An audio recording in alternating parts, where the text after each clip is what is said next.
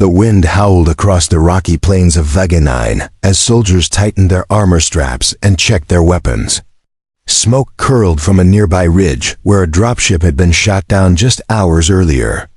Among the human survivors was Commander Rillen, a veteran soldier with calm eyes and steady hands. He had seen too many battles, and yet this planet felt different. They had come expecting rebels. Instead, they met something far worse. The enemy didn't use traditional weapons. They moved in silence, their steps light as snow, their weapons humming with alien energy. Raylan had never faced anything like it. His squad was reduced to half in the first encounter. Orders had come in to hold the outpost until extraction. But no one was sure if that extraction was ever going to happen. Comms were jammed, skies were unfriendly, and the enemy kept getting closer with each passing night. No one slept without their rifles clutched tight. It wasn't just the enemy's weapons that scared the soldiers. It was their eyes glowing white, like cold stars. And they didn't speak. Not until today. That's when Rylan saw her. She stood alone on the edge of the ravine. Blue skin shimmered under the twin suns. Her long red hair flowed behind her, untouched by the wind. Her armor was unlike anything he had seen, engraved with symbols that pulsed faintly, as if alive. She wasn't holding a weapon, but her presence was more dangerous than a plasma blade. Rylan raised his rifle. "Identify yourself," he called out. But the alien girl didn't move. She only tilted her head slightly, as if studying him like a lost memory. Then she whispered something that made his blood run cold. "You don't remember me?" The words were not broken or distorted like other alien speech they had heard. Her voice was clear, human-like, almost sorrowful. Raylan's grip on the rifle tightened, but he didn't fire. Something about her made him hesitate. Something familiar, buried deep beneath years of war and fire. Behind him, Lieutenant Marlowe hissed through the comms, "Sir, we should take her out." But Rylan raised a hand to stop him. The girl didn't flinch, didn't step back, didn't even blink. Her glowing eyes stayed locked on Rylan's face like they were searching for something. "You were just a boy when they took you," she said again. "You held my hand and promised you'd come back." That's when Rylan's vision blurred. Not from injury, not from fear. From a memory, a field of blue flowers, a girl with glowing skin. A hidden place under the mountains where two children from different worlds met in secret. It was impossible. He had buried those memories when the colony fell. The past came back like a storm. He had been 7. She had been 6.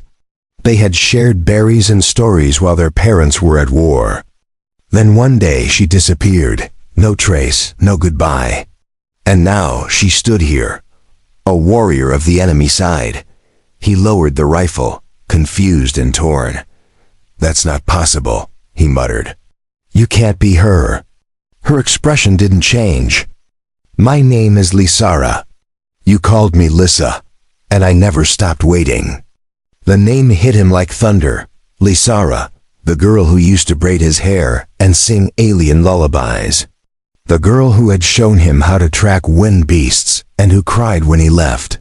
She had grown into a soldier like him, but her eyes still held that same quiet fire. Lieutenant Marlowe aimed his weapon. "She's stalling. We should capture or kill her before she calls back up." But Rylan couldn't speak.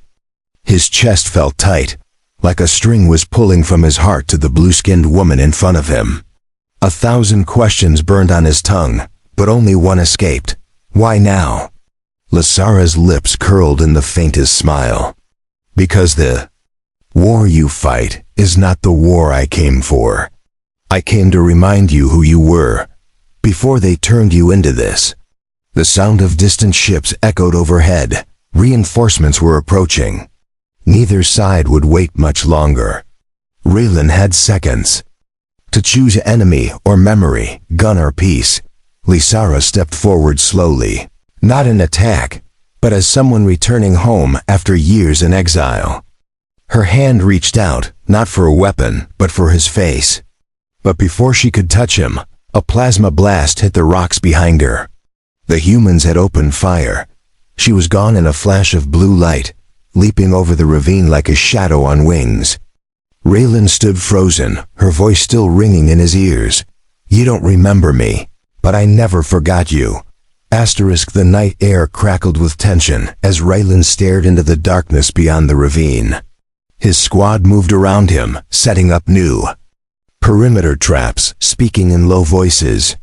But Raylan didn't hear them. He kept seeing her eyes, those glowing orbs full of something he had forgotten existed. Captain Thorne contacted him through a direct comm channel. The voice was cold, clipped, and impatient. "I need a report, Commander. You hesitated on a live target." Raylan wanted to speak the truth, but the words clashed in his throat. How could he explain what he saw without sounding broken? "She was unarmed," he finally said. She walked into range and spoke. Thorne's silence lasted too long. Then came the response. "You're lucky the shot missed. Next time, don't wait." Raylan nodded out of habit, but inside, something shifted. He didn't want to follow orders that blindly anymore. He spent the next hour reviewing drone footage, watching the moment again and again. Lysara standing still, her hand extended, her voice soft but firm. She had called him by a name no one else remembered. He hadn't heard it in decades, and yet it rang louder than any explosion. Lyssa. That was the name she used when they were children. He had used it like a secret, hidden from their parents, hidden from their enemies.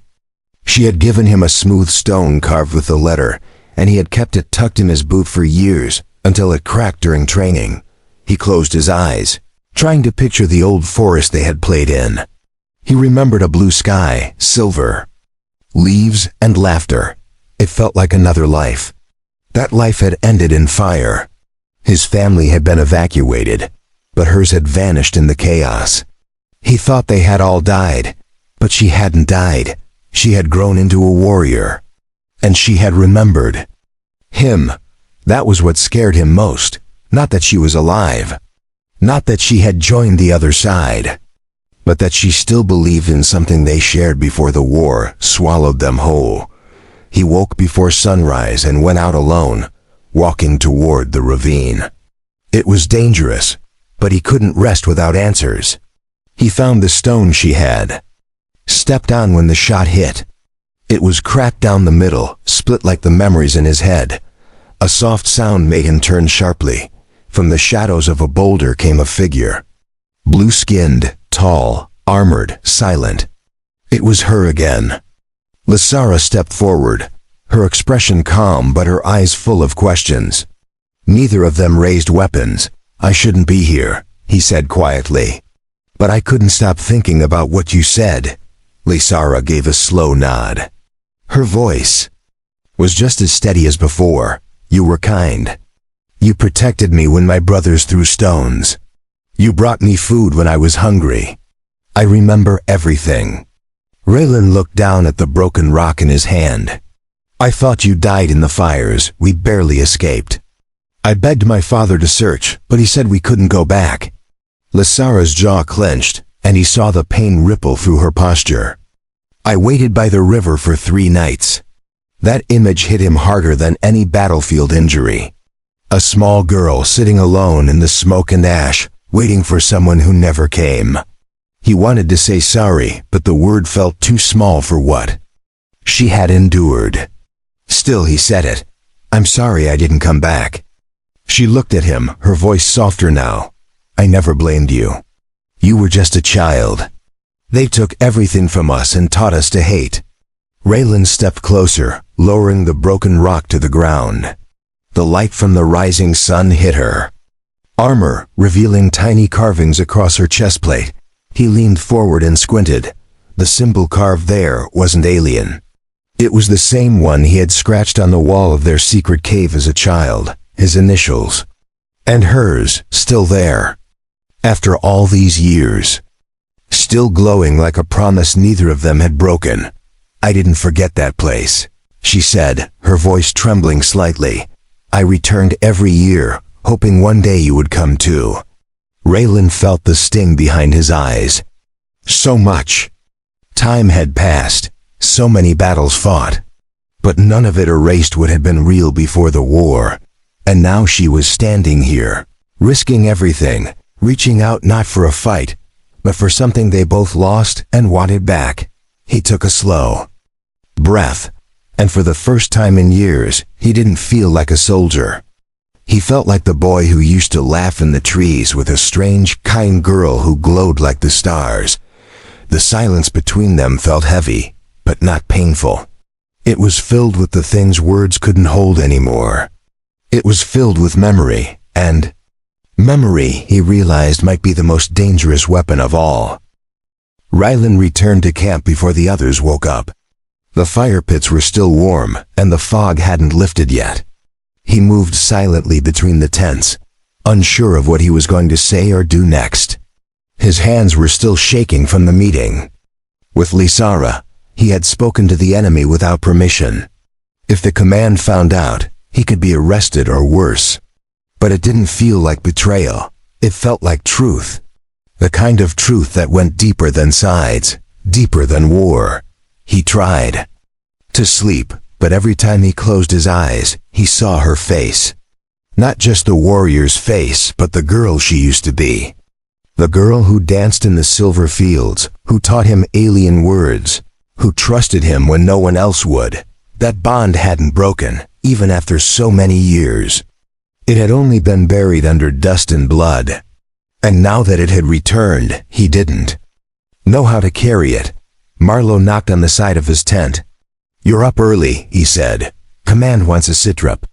And by the way, we're getting reinforcements." Raylan nodded and followed him to the central tent, trying to hide the storm building inside him.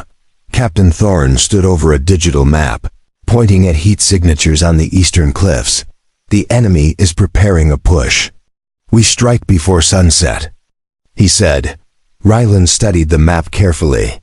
He noticed something strange in the enemy's formation. "They're pulling back from the northern ridge," he said. "They're not preparing for an attack. They're creating space." Thorne frowned and tapped the screen. "Or luring us in. Either way, we move. Your unit leads the charge." Raylan didn't argue.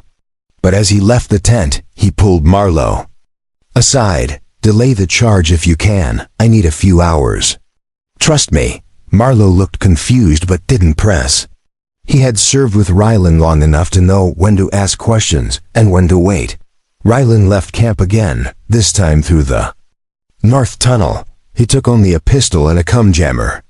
If this was a trap, he would face it alone. But something in his gut told him Lysara wouldn't lie. He reached the same cliff where they had met. The wind was stronger now, and the sky had turned gray. She wasn't there, but her mark was. A symbol scratched into a rock. The same mark from their childhood cave. It meant safe in her old language. She appeared a moment later, stepping through the mist like a spirit. Her armor glowed faintly, and her eyes never left his. "You came again," she said. Raylan nodded and placed his pistol on the ground. "I need to know why you're here. Why now?" Lysara walked slowly to the edge and pointed toward the valley. "Because something worse is coming. And if we keep fighting each other, we won't survive it." Raylan's heart pounded. "What do you mean worse?" She looked him in the eyes and said the word with a whisper. "Harvesters." Raylan froze. That word was forbidden in human files. It was old, dangerous, and filled with stories meant to scare children. Machines that didn't serve a flag. Killers from deep space. Creatures that erased planets and fed on war. "I've seen them," she said. "And they're coming here.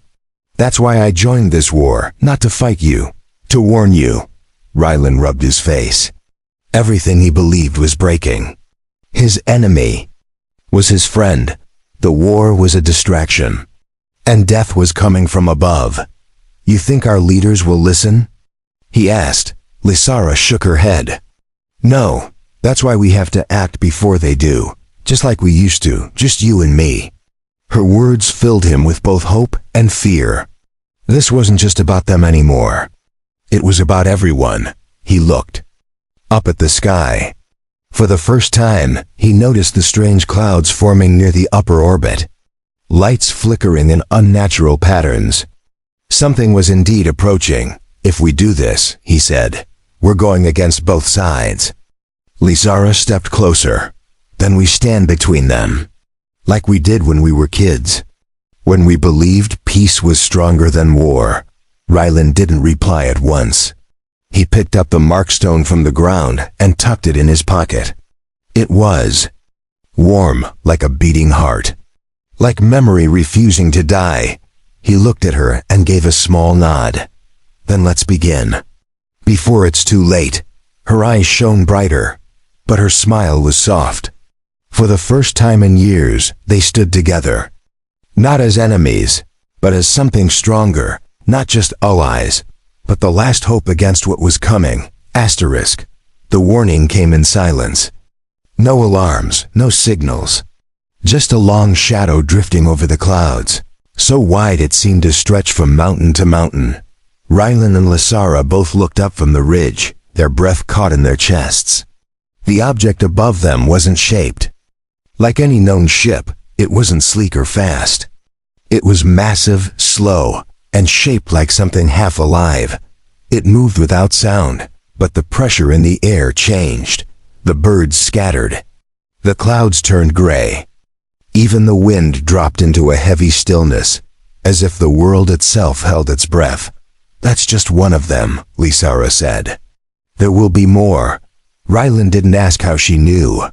He could see it in her eyes. This wasn't theory. She had seen them before. Up close. We need to warn both sides, he said. If they know what's coming, maybe they'll stop fighting. Lysara's voice was steady. They won't believe us. They'll think it's a trick. Unless they see it with their own eyes. The ground beneath them trembled slightly, like a heartbeat pulsing through the soil. Raylan checked his scanner, but it flickered and died. The signal was jammed. Not by enemies, but by whatever hovered above them. We can't wait for orders. He said, we need to do something now. Lysara pointed to a ridge nearby.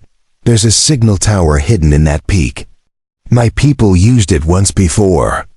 If we can power it up, we can broadcast a warning across both camps. They moved quickly through the valley, staying low and using the terrain for cover. Strange static filled the air, and their comm devices sparked randomly. It felt like walking through a storm before the rain arrived. When they reached the base of the peak, they found the old tower half buried in stone. It looked ancient, forgotten by time. Vines had grown over the lower panels, and the top dish was cracked. But Lysara smiled as she touched its frame. My brother and I hid here once, she said. We turned it into a signal booster to call for help. It still remembers how to speak. Rylan nodded and started clearing debris from the base. Let's remind it. Inside the small chamber below the tower, the walls glowed faintly with alien runes. Lysara placed her hand on the console, and it lit up. The hum of power returned slowly, like breath entering lungs after drowning. Raylan connected the human datapad to the console using a makeshift adapter. It sparked, but held. I'll boost the frequency. You record the warning. Lysara began to speak into the mic, her voice clear and firm. This is not a battle transmission. This is a survival message. The Harvester-class biomachines are arriving. Cease fire. Join forces or perish. Her words repeated on every channel they could reach. They waited in silence as the signal spread. Raylan stared out through a crack in the wall. In the far distance, he saw flashes of movement troops repositioning. Weapons drawn, all unaware of what hovered above. Suddenly, the tower shook. A deep metallic groan echoed from above. The Harvester had noticed them. Its underside lit with a ring of cold blue light, and the ground cracked under the force of its energy pulse. Move! Rylan shouted. They dove from the chamber as the tower exploded behind them, sending chunks of metal and stone flying. Fire rolled through the valley as the harvester released another pulse. This one aimed at the cliffs beyond. They ran through falling ash, coughing, stumbling, but not stopping. They had no backup, no army. Just each other and a truth that no one else wanted to hear. As they reached a small cave entrance, Raylan turned and looked back. The harvester floated above the burning wreckage, unmoved. It didn't care about sides. It only cared about wiping the board clean. Inside the cave, Lysara collapsed against the wall, breathing hard. Her arm was burned, and her armor cracked. But she was alive. Raylan ripped a strip from his shirt and wrapped it around her arm without a word. She looked at him with tired eyes. "You could have left me." He shook his head. "Not after everything. Not again." The silence between them said more than words. They had trusted each other once. That trust was being rebuilt, brick by fragile brick. Raylan checked his pad. The signal had spread to both camps before the tower went down. Now they just had to wait and see if anyone believed them, outside. The cave, the sky grew darker, not with night, but with more shadows slowly drifting down from the stars. And this time, they weren't alone. The cave was cold and narrow, its walls damp with moisture from the mountain above. Raylan and Lysara sat near the opening, listening for movement outside. The wind carried no sounds of boots or gunfire, only the distant hum of something massive. Circling the sky, neither of them spoke for a while. Raylan was lost in thought, checking the signal logs again and again. The message had gone out. The question was whether anyone had listened. Lysara winced as she moved her arm. The burn was deep, but she made no sound. Raylan tightened the makeshift bandage and avoided her eyes. He knew what guilt felt like, and it was sitting heavily in his chest. He had led soldiers, he had given orders. He had killed without hesitation. Now he wondered how many times he had pulled the trigger against someone like her, someone fighting for a home, not conquest. "I don't regret meeting you again," she said suddenly. Her voice was soft but strong. "Even if it ends badly, I'm glad I saw you with my own eyes." Raylan didn't know what to say, so he just nodded and stared into the dark. A signal beeped on his pad. It was weak, cutting through static like a whisper in a storm. He adjusted the frequency, and a voice came through. It was Marlowe. "Commander, we received the warning. High Command is panicking. They're calling for a ceasefire to confirm the threat. What is going on out there?" Raylan's heart pounded. At least someone had listened. Now came the hard part, getting them to believe everything else. "We're dealing with something beyond this war," Raylan said. "Get everyone underground if possible, and tell them to stop firing. The enemy isn't the blue-skinned people. It's what's coming from above." Marlowe's voice cracked. "Are you saying we join the aliens?" "No," Raylan replied. "I'm saying we survive. And we can't do that by staying divided." Marlowe didn't answer right away, but Raylan heard background voices, other officers arguing, shouting, orders flying through the air. Then Marlowe returned. "I'll stall the attack teams. But you need to come back and show them proof. Something they can't deny." Raylan closed the pad and looked at Lysara. "They want to see it with their own eyes." She nodded. "Then we show them." They left the cave before sunrise, moving through shadows and ravines. The sky had not cleared. More shapes floated in the high clouds, casting huge shadows across the valley. None of them attacked. Not yet. As they climbed the last ridge before the forward outpost, they spotted drones hovering near the cliffs. Lysara pulled her hood over her head, and Raylan held up a white flag as signal from the old rules of war. It wasn't used often, but it meant one thing: talk before shoot. The drones didn't fire. Instead, they pulled back. A transport ship dropped down near the ridge. Armed soldiers stepped out, weapons raised. In the center stood Captain Thorne, wearing a scowl deep enough to cut steel. "You better have answers," Thorne growled. Rylan stepped forward. Sir, this is Lysara. She's a warrior from the opposite side. And she's the reason you're still alive right now. Thorn laughed without humor. You brought an enemy into our lines? She brought the truth, Rylan said firmly. We're fighting each other while death waits above us. We have footage, signal logs, atmospheric changes. You've seen the shadows in the sky. Tell me that looks like any known fleet.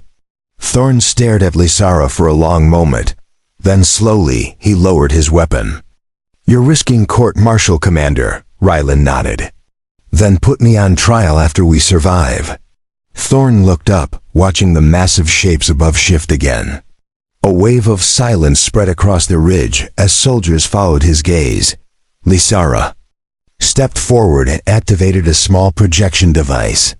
A glowing image appeared between them. It showed the inside of a ruined city, the machines tearing through walls, dragging civilians into glowing chambers, burning forests with blue fire. This is what happened to my people when we ignored the signs, she said. They don't care who you are, only that you bleed. No one spoke for several seconds. The wind picked up, stirring dust across the boots of both armies. Thorn turned to his officers. Recall all patrols, ground all airstrikes. I want everyone back inside the bunkers, now. Then he faced Rylan. You better pray this isn't a trick. Rylan didn't flinch. It's not a trick. It's a warning. And it's only the beginning. Together, human and alien stood at the edge of the valley, watching the shadows grow and the light slowly fade from the sky. For the first time, the war paused and both sides looked up. Asterisk, the valley was quiet in a way that made everyone nervous, not peaceful, just waiting. Soldiers stood shoulder to shoulder, not with weapons pointed at each other, but with their eyes on the sky. Tents had been merged. Human and alien medics worked side by side. Ration packs were passed around without questions. Enemies of yesterday now sat beside each other, sharing warmth and doubt. Rylan walked between the temporary shelters, his boots crunching the dirt. He saw a human engineer handing tools to a blue-skinned mechanic. A week ago, that would have ended in gunfire. Today, it was survival. Lysara stood near the edge of the southern cliff, watching the skies where the first harvester had appeared. Her eyes glowed faintly under the rising moons. Her armor had been patched with human gear, and her weapons holstered. She didn't move when Rylan approached. He stood beside her without speaking. The silence between them had become comfortable, like an old friend that didn't need to shout. To be heard. Do you think they'll attack tonight? Rylan asked. Lysara's voice was calm.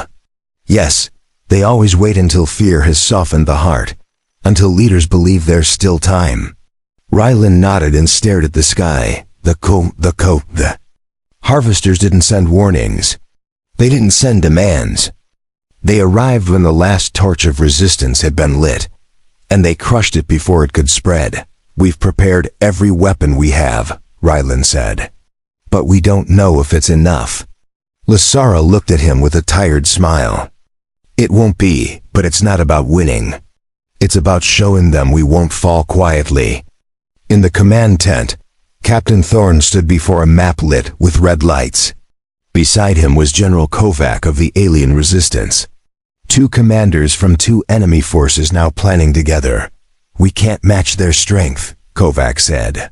But if we draw them close, we can hit their underbelly with coordinated charges. Thorn tapped the screen. We'll place artillery here and here. When they descend, we give them fire. No one in the tent argued. They had no room for pride. Now only action. Only timing. Only hope. Lysara and Rylan spent the last hours of light checking the outer perimeter. Drones buzzed above. Traps were wired and hidden in dirt. Motion sensors blinked faintly between the rocks. They passed the old riverbed where they used to play as children. Most of it had dried, but a few silver flowers still bloomed at the base of a bent tree. Lysara knelt and touched one gently. "I used to braid these into your hair," she said. Rylan chuckled softly. "I remember you said. They kept nightmares away." She glanced at him.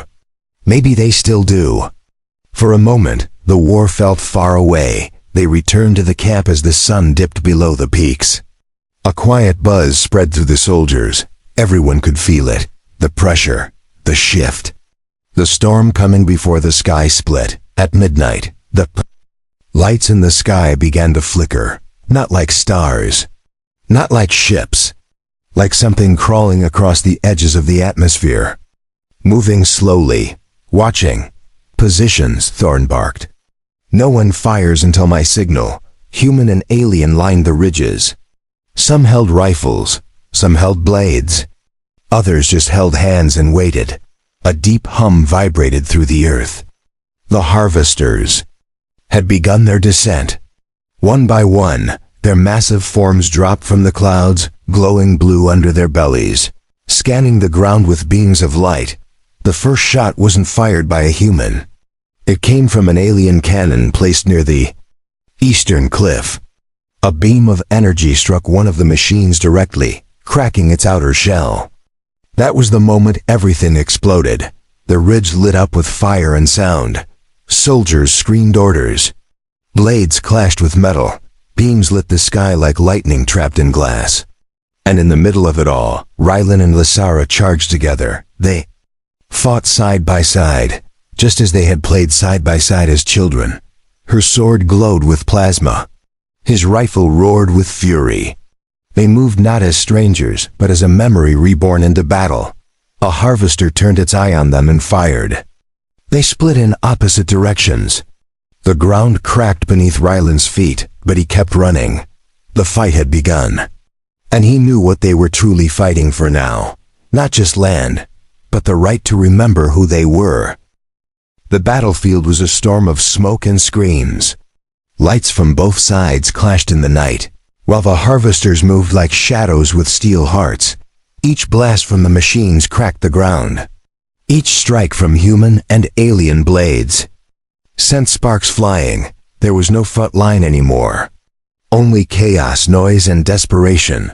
Raylan ducked under a falling beam of blue light, rolled, and fired his last energy cell into the exposed joint of a harvester's leg. The machine staggered but didn't fall. Beside him, Lysara moved like a flame, her plasma sword cutting through metal limbs and shield armor. She didn't hesitate. She didn't retreat. Her face was focused, eyes burning with purpose. The sky above them was no longer black. It was red with fire and streaks of falling debris. Cracked pieces of the first harvester they brought down still burned in the mountain ridges behind them. Thorn's voice rang out on the comms. "We've breached one. Target the cores. They glow white under the armor." The command gave the soldiers hope. It gave them something to aim for beyond just survival. Rylan and Lysara climbed over a ruined slope, passing wounded soldiers of both species. Some groaned, others held weapons with shaking hands. None of them gave up. A young alien soldier reached toward Rylan. He had a plasma burn on his chest, and his lips trembled. Raylan grabbed his hand, pulled him behind cover, and passed him his last stim injector. Lysara turned to him. "The second harvester is powering the core pulse. It will erase everything in a 2-mile range." Rylan nodded grimly. "Then we go. Inside, we finish what we started." Together, they ran toward the second harvester. Its body was shaped like a crawling beetle, with spikes extending from its sides. Energy glowed from beneath its armored belly like a second sun. They reached a broken hill where a massive hole had been carved through its side. A human missile had created the opening. It smoked with fire and sparks. Without hesitation, they entered. Inside, the walls pulsed with blue veins. The air was thick and hot. Strange symbols crawled across the surfaces like living circuits. The machine wasn't just built. It was grown. Lysara led them through winding tunnels of flesh-like metal. At the center, they saw a glowing white orb suspended in midair, surrounded by spinning rings and pulsing nodes. Rylan raised his weapon. "This is the core." Lysara shook her head. "We need to overload it manually. A shot won't do it." Raylan stared at the spinning orb, then at her. "We might not survive that." She stepped forward without fear. "If we don't, no one outside will either."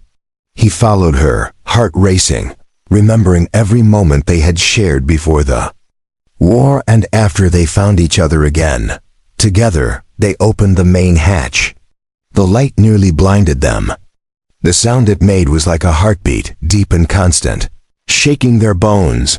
Lysara placed her hands on the control rings and channeled her energy into the interface. Her skin glowed, veins of light running through her arms. Rylan protected her back, shooting down repair drones that attacked from above. The machine began to shake. Alarms sounded. The glow turned from white to red. Raylan shouted over the noise, "It's working, pull back." But she didn't move. Her energy was still flowing into the system. Finally, she collapsed. Raylan caught her before she hit the ground. He lifted her in his arms, cradling her against his chest, and ran. The hall behind them burst into flames. The core room exploded in light. He barely made it through the side tunnel before the harvester erupted in a column of fire. Outside, soldiers cheered as the second machine collapsed. One of the great shadows was gone, but Rylan didn't look at it. He only looked at Lysara's face. She was breathing, but faintly. Her pulse was weak. He knelt on the dirt and pressed his forehead to hers. "You're not allowed to leave me again," he whispered. Her lips moved slightly, just enough to answer. "Then don't let go." The second harvester lay in ruin, its black frame smoking under the pale morning sky. The battle had paused again, but the cost of victory was etched across every broken wall and torn flag. Ash floated through the air like snow. Bodies were being carried, not by sides, but by hands. Human and alien shoulders lifted the fallen together. Without needing permission or orders, Raylan sat beside Lysara's medical bed inside a converted field tent. Monitors beeped softly. Her chest rose and fell, slow but steady. He hadn't slept in over a day, afraid that if he closed his eyes, she might slip away. The medic said she had suffered a deep neural overload. Her energy had fused directly into the harvester's core. No one had ever survived that before. And yet she was still breathing. Her hand moved first, a twitch. Then her fingers curled lightly. Raylan leaned forward, grabbing her hand gently. Her eyes opened a moment later, glowing softly under the tent light. "You're still here," she whispered. Rylan gave a tired smile. "I told you not to leave me." Her lips moved slowly, shaping a small laugh that faded into silence. Outside, Captain Thorne met with General Kovac again. A treaty was signed with ink and blood. It wasn't just peace, it was alliance. They had no choice. More harvesters had been spotted near the moons, but now they were ready.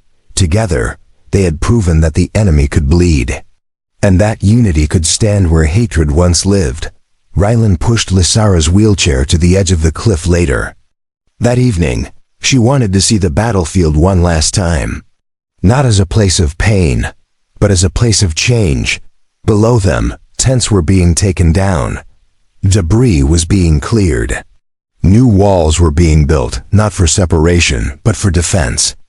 A united outpost was rising from the ashes of old battlefields.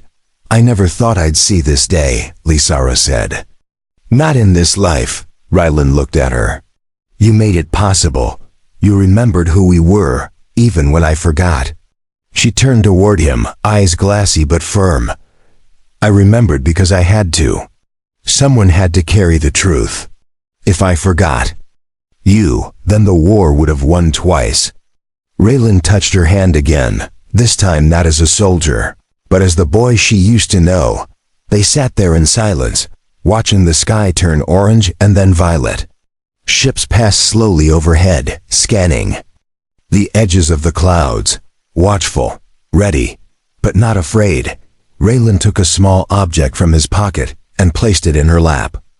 It was the markstone from their childhood cave, now polished and warm. I kept this through every battle. I just didn't know why. She closed her hand around it. Because even when memory breaks, the heart remembers. He looked at her, and for the first time, he saw not the warrior or the enemy, but the girl who once believed in peace. A group of children ran across the ridge nearby. One human, two alien. Laughing, chasing windblown flags made from both banners. Raylan and Lysara watched them with quiet wonder. They won't remember what we did here, she said. But they'll live because we did it. He nodded slowly. Eyes on the horizon where the stars began to flicker. The war that had separated them had become the bond that united everyone else. It was strange, cruel, and beautiful in its own way. Like fire that cleared the forest to let something new grow later. That night, as the twin moons rose, Raylan helped Lysara back to her bed. She was weak but peaceful. Her hand never let go of the stone. He stayed beside her, watching over her sleep like a soldier guarding a flame. Outside, the wind blew gently through the valley. For the first time in many years, it carried no smoke. No cries, only peace, and the memory of a bond that never truly broke.